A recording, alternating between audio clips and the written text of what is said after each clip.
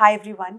Hair extensions, hair weaves, hair fibres, hair patches, hair wigs, अलग अलग तरह के आर्टिफिशियल हेयर अटैचमेंट्स अवेलेबल हैं और इन सबको लेके बहुत कंफ्यूजन है। ये खास तौर पे हैं हेयर थिनिंग के लिए, ये टेम्पररी हेयर सॉल्यूशंस हैं उन लोगों के लिए जो किसी वजह से हेयर ट्रांसप्लांट नहीं करवा सकते या कोई इंपॉर्टेंट इवेंट से पहले चाहते हैं कि उनके बाल अच्छे लगें।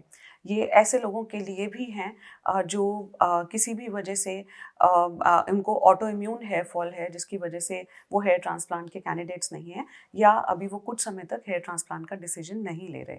तो ये कैसे एक दूसरे से अलग हैं, क्या आपके परेशानी के लिए सही रहेगा और क्या बातों का ध्यान रखना है ये अलग अलग हेयर अटैचमेंट्स को चूज़ करते समय, और क्या इनके फ़ायदे और नुकसान हैं, ये सब मैं आपको आज की वीडियो में बताऊंगी। तो चलिए शुरू करते हैं वीडियो। सबसे पहले बात करते हैं हेयर विग्स के बारे में। ये जितनी भी आर्टिफिशियल हेयर अटैचमेंट्स हैं ये अलग अलग हेयर स्टाइल्स में आती हैं।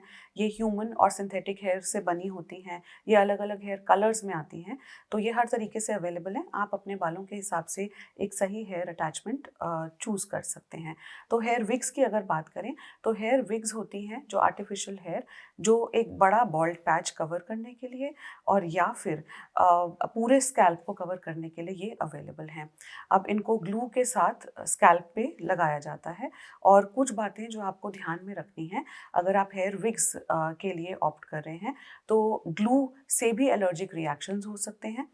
ये एक कॉमन प्रॉब्लम है।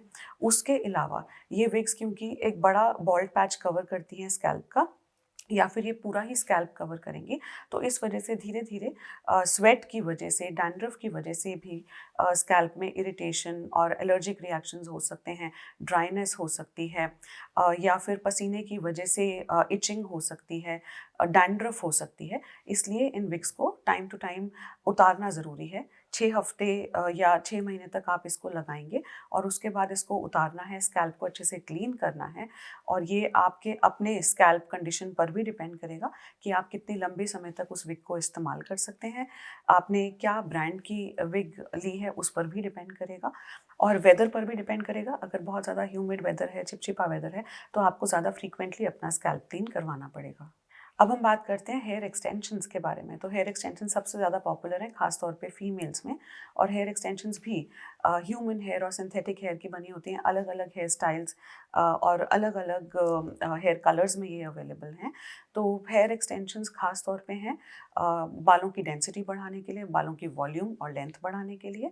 और अगर कहीं कुछ पैचेस हैं जो आपको लग रहा है कि जहाँ से घनापन कम हुआ है, तो बालों में बाउंस लाने के लिए भी हेयर एक्सटेंशंस इस्तेमाल होती हैं।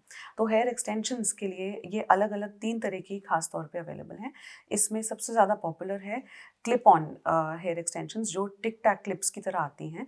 उसके अलावा सू इन हेयर एक्सटेंशंस हैं। ऐसी भी हेयर एक्सटेंशंस अवेलेबल हैं जो हीट से माइक्रो रिंग्स आपके बालों में फ्यूज़ किए जाते हैं। और इसके अलावा टेप इन हेयर एक्सटेंशंस भी अवेलेबल हैं जिनको टेप से आपके बालों पे अटैच किया जाता है। इसमें जो टिक टैक क्लिप्स वाली क्लिप ऑन हेयर एक्सटेंशंस हैं वो सबसे ज़्यादा हैंडी रहती हैं। ये आप रोज़ लगा सकते हैं और रोज़ इसको उतार के हेड वॉश भी कर सकते हैं। और ये बहुत ज़्यादा पेनफुल भी नहीं होती, आपके बालों को बहुत ज़्यादा डैमेज नहीं करेंगी क्योंकि जो हीट से फ्यूज़ की जा रही हैं वो डैमेज करेंगी, और जो ग्लू से या टेप इन की जा रही हैं उसमें आप उन बालों को वेट नहीं कर सकते, स्विमिंग नहीं कर सकते। तो बाकी सब में कुछ ना कुछ प्रॉब्लम है। इसके अलावा इन हेयर एक्सटेंशंस में क्लिप ऑन हेयर एक्सटेंशंस या जो भी तरह के हेयर एक्सटेंशंस आप यूज़ करें, एक और इम्पॉर्टेंट बात ध्यान रखनी है कि क्योंकि अगर आप हैवी हेयर एक्सटेंशंस यूज़ करेंगे तो ये आपके बालों पे बहुत प्रेशर डालती हैं। उसकी वजह से ट्रैक्शन एलोपेशिया होने के बहुत चांसेस हैं। तो ट्रैक्शन एलोपेशिया क्या होता है? टाइट पोनीटेल्स बनाते हैं या फिर बाल खींच के रखते हैं, तो आगे से ही घनापन कम होने लग जाता है और आगे से बाल हल्के होने लग जाते हैं। उसे ट्रैक्शन एलोपेशिया कहते हैं। तो ये एक प्रॉब्लम बहुत कॉमन है उन लोगों में जो बहुत लंबे समय तक ये hair extensions, heavy hair extensions लगा के रखते हैं, क्योंकि ये हेयर एक्सटेंशंस कॉन्स्टेंटली आपके जो नेचुरल हेयर हैं उन पे पुल करती हैं और बालों को कमज़ोर बनाती हैं। तो इससे बाल आसानी से टूटेंगे, झड़ेंगे। और उसके अलावा एलर्जिक रिएक्शंस हो सकते हैं। ये जो बालों को पुल करती हैं तो उससे हेडेक भी कॉन्स्टेंटली रह सकता है। एक और बहुत पॉपुलर आर्टिफिशियल हेयर का ऑप्शन है हेयर फाइबर। तो हेयर फाइबर्स स्प्रे के फॉर्म में आते हैं या पाउडर्स के फॉर्म में आते हैं, और ये आर्टिफिशियल केराटिन फाइबर्स होते हैं, और ये हेयर डाइज से बने होते हैं। इनको आप स्प्रे कर सकते हैं या स्प्रिंकल कर सकते हैं अपने बालों के बीच में। ये आपके एग्जिस्टिंग हेयर में अटैच हो जाते हैं, और ये बालों को वॉल्यूमिनस दिखाएंगे और बालों की डेंसिटी ऐसा लगेगा, स्कैल्प भरा भरा लगेगा। ये खास तौर पे ऐसे लोगों के लिए जिनकी डेंसिटी कम हो गई है और पार्टिंग नज़र आ रही है, या आगे से बालों का घनापन कम हो गया है, तो उनमें ये बहुत अच्छा काम करेंगे। अब हेयर फाइबर्स की प्रॉब्लम ये है कि ये क्योंकि आर्टिफिशियल हेयर फाइबर्स हैं और ये हेयर डाई से बने हैं, तो इनमें भी केमिकल्स हैं। केमिकल्स होने की वजह से इसमें एलर्जिक रिएक्शंस भी कॉमन हैं, तो वो एक बात ध्यान में रखनी पड़ेगी।